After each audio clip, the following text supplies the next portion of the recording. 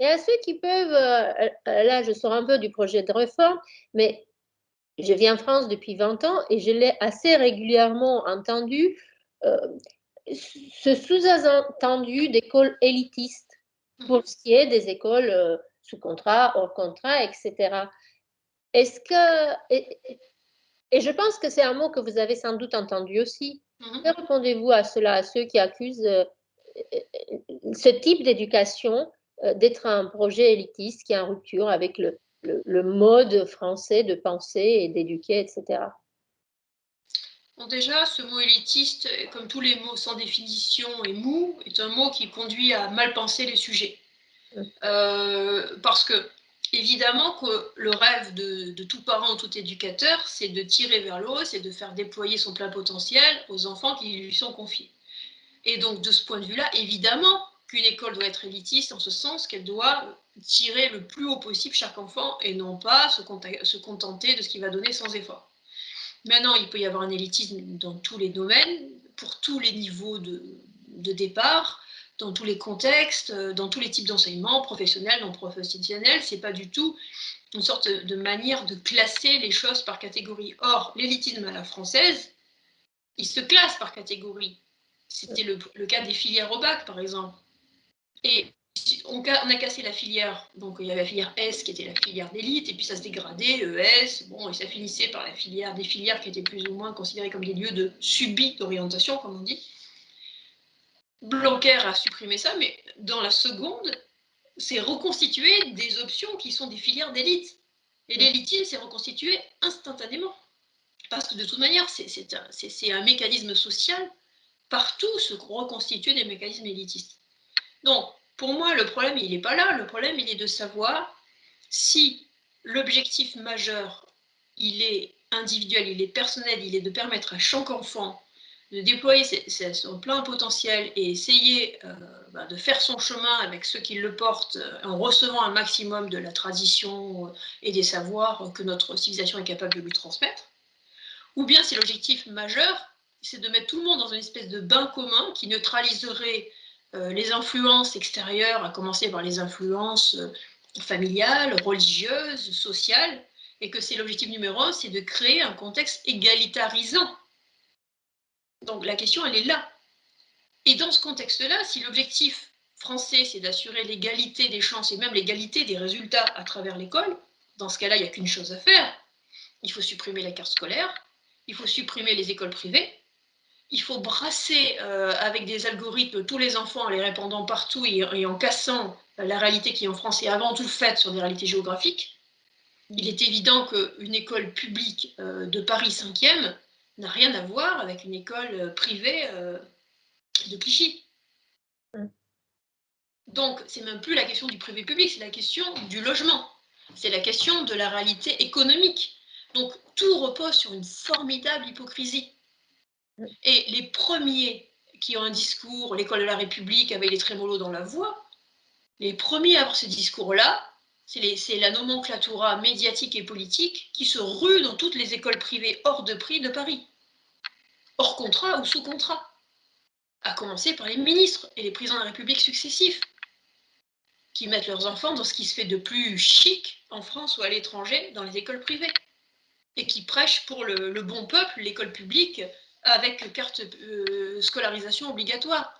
Ça fait vraiment penser à des systèmes qui prévalaient en Union soviétique. Donc, il faut sortir de cette hypocrisie. Évidemment que c'est intéressant dans une école qui est des gens de tous horizons, de toute idée, de toute origine sociale qui se côtoient. Ça fait partie de l'apprentissage de la vie et c'est une école d'humanité, d'apprentissage de tolérance, évidemment. Mais une école, c'est une école. Donc si à la fois on brouille les niveaux, on met des gens qui ont des niveaux intrinsèquement très différents, des niveaux vraiment cognitifs, académiques, si on brouille à la fois toutes les origines, etc., ça devient extrêmement compliqué. Donc il faut avoir un projet, il faut que ce projet soit clair et qu'il soit acceptable politiquement pour tout le monde. Et il peut très bien y avoir des projets d'école assez différents. Mais cette logique de « ah, c'est élitiste », ça ne fait pas sens par rapport à la réalité sociologique, géographique de la France. Moi, j'ai fait ma prépa à Louis-le-Grand. c'était gratuit, c'était public. Si ce n'était pas élitiste, je ne sais pas ce que c'était. Est-ce que je me permets, Anne Coffinier, de rappeler votre parcours parce que je vais juste vous poser une question un peu plus personnelle qui est moins dans le projet éducatif, mais qui est très surprenante lorsqu'on regarde votre parcours d'exception, c'est le cas de le dire. Vous avez fait Cagnes au prestigieux lycée Louis-le-Grand à Paris, vous avez fait Normal Sup, en parallèle avec Sciences Po, vous avez une maîtrise d'histoire et vous avez fait l'ENA. Euh, et après avoir fait toutes ces écoles les plus reconnues en France, vous vous êtes tourné vers créer son école, vers faire évoluer le système éducatif. Je ne l'ai pas dit tout à l'heure, aujourd'hui, vous êtes fondatrice de l'association Créer son école, présidente de la fondation Kairos pour l'innovation éducative. Et ma question qui était assez personnelle, c'était à quel moment, vous, dans votre parcours d'excellence et tellement grande école, à quel moment vous avez eu ce flash, cette idée, cette envie de faire évoluer le système éducatif et vous tournez jusqu'à créer une association qui s'appelle Créer son école. Depuis toujours. J'ai toujours été une spectatrice critique et amusée et assez sceptique du système de formatage français. J'ai toujours considéré, par exemple, quand j'étais à l'ENA, sujet d'actualité, quand j'étais à l'ENA, je militais ouvertement pour l'abolition de l'ENA. Et je suis une des rares, je crois, pour avoir milité pour ça en y étant. C'est aussi le moment où je me suis convertie au catholicisme, d'ailleurs. On faisait beaucoup de chocs au même moment. Et donc, pourquoi? Parce que le système français, c'est un système qui valorise la conformité à des formes. C'est, si je puis dire, c'est pléonastique, mais c'est un système de docilité. C'est un système où on doit comprendre ce qu'on attend de nous et le faire. Et cette dégénérescence du système d'examen et de concours touche tous les domaines. Si vous voyez par exemple l'épreuve de sport au bac, ce qu'on vous demande par exemple en cours, c'est pas de courir vite, c'est de faire des pronostics sur votre temps pour faire un tour ou deux tours, je ne sais plus, Ouais. et de ne pas se tromper trop dans la réalisation de votre tour par rapport à votre pronostic. C'est vrai. Voilà. Et quand vous jouez au badminton, il faut faire une critique de votre jeu. Il ne s'agit pas de bien jouer au badminton, il s'agit de faire une critique de votre jeu qui soit un peu savante. Voilà. Donc il y a une espèce de folie des formes. Donc il faut convenir à la forme et il faut être capable de jouer avec les formes, de gloser sur les formes et de tenir un discours hypocrite par rapport à ce qui est attendu. Et ça, c'est absurde. Et ce qui m'a beaucoup frappé à l'ENA, par exemple, c'est qu'on n'avait rien en histoire, on n'avait rien en sciences politiques, on n'avait rien sur la France en tant que nation incarnée, on n'avait rien sur l'éthique, on n'avait rien sur ce qu'est la responsabilité, sur la manière dont l'État s'était forgé dans le temps et la manière dont des grands hommes d'État avaient fait face à des moments de rupture, des moments de responsabilité, des moments graves. Non, la seule chose qu'on faisait, c'était des notes de synthèse pour notre N+1. On synthétisait des documents qu'on nous avait donnés et on devait lui proposer des solutions rapides, efficaces, techniques, à partir de ce qu'on supposait qu'il attendait de nous. Donc, vous voyez, l'horizon, en fait, il est extrêmement formaté. Et cet horizon, à mon avis, ne permet pas d'aborder les problèmes absolument disruptifs dans lesquels nous sommes plongés à notre époque. Donc, pourquoi j'ai voulu... mon métier, c'était diplomate, mais très vite, je me suis dit que j'aurais plus de valeur ajoutée en m'engageant dans l'éducation. J'ai eu une jeunesse provinciale, j'ai eu une jeunesse dans un milieu artisanal de petits chefs d'entreprise très indépendants, avec un père très cultivé, très anarchiste, qui avait un discours critique sur la société et qui m'apprenait toujours à avoir une sorte d'attitude à la pipe, vous savez, le spectateur à la pipe chez les Brèches qui regarde tout avec un regard circonspect. Et donc, j'ai fait mes études comme ça, en étant toujours assez perplexe par rapport à l'espèce d'hypocrisie générale dans laquelle il fallait s'insérer. Et j'ai fait les sauts de haie attendus, si vous voulez. mais sans considérer que les gens qui avaient des diplômes avaient une dignité particulière.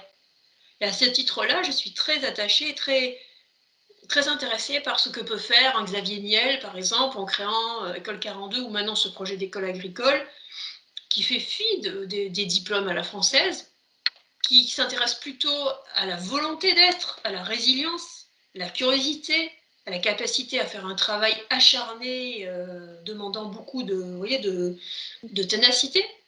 Je trouve que c'est beaucoup plus intéressant. Et il me semble que les diplômes français sont vraiment l'emblème même de la sclérose généralisée de nos institutions. Écoutez, c'est passionnant, on pourrait passer des heures avec vous, mais le format Internet nous oblige à être bref. Je ne peux pas vous demander, parce que je pense que la réponse serait trop longue ou trop complexe, ou c'est peut-être plus le sujet d'une prochaine interview. Quel est à vos yeux le modèle éducatif le plus simple pour un enfant d'aujourd'hui? Parce qu'un enfant d'aujourd'hui est tellement différent, même d'un enfant de notre génération, à moi et vous, qui avons été à l'école il y a 20 ans. Quel est pour vous, pour les enfants d'aujourd'hui, tellement tournés vers l'informatique, tellement plus aguerris d'autres choses que celles de notre temps? Quel est le meilleur, pas le meilleur choix, mais quel est pour vous le projet éducatif qui leur convient le mieux aujourd'hui? Ou celui que vous défendez au moins? Je ne pense pas qu'il y ait un seul projet éducatif, c'est pour ça que je m'occupe d'une association qui crée son école, qui est une association très pluraliste dans sa conception. Et je m'occupe aussi de la fondation Kairos pour l'innovation éducative, qui justement cherche à produire de nouvelles formes éducatives et de nouvelles pédagogies aussi. Les pédagogies et les formes éducatives doivent changer sans cesse. Les institutions ont vocation à mourir en permanence. Et je crois que nous sommes arrivés à un moment de continuum éducatif. Beaucoup d'oppositions n'ont plus lieu d'être. Je vous en donne quelques-unes. Formation initiale, formation continue. Ça n'a plus beaucoup d'intérêt. Formation individuelle, formation collective. C'est évident qu'il faut remixer ça différemment. Formation pédagogie traditionnelle, pédagogie active. Hein, c'est évident qu'on ne va pas faire de la pédagogie complètement traditionnelle ou inversement, faire une pédagogie par projet où l'enfant fonctionne par tâtonnement absolument de manière systématique. Non, il y a des mixtes à faire. Donc en fait, une pédagogie en distanciel ou en présentiel, par groupe hétérogène, par groupe homogène. Donc en fait, il va falloir que chaque personne se fasse une sorte d'itinéraire. On ira dans un monde plus compliqué qu'avant. Avant, on mettait son enfant à une école et puis c'était réglé.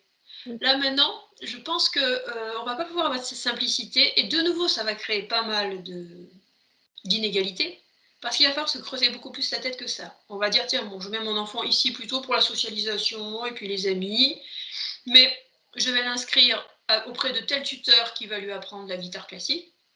Et puis là, avec telle et telle personne, eh bien, il va faire des jeux d'échecs.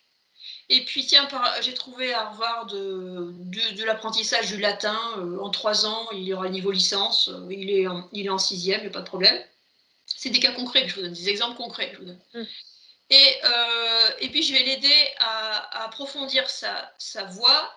Et donc, je vais faire en sorte qu'il ait plus de temps que ce que lui donne le système classique. C'est-à-dire que, par exemple, eh bien, on va faire un certain nombre d'années d'école à la maison.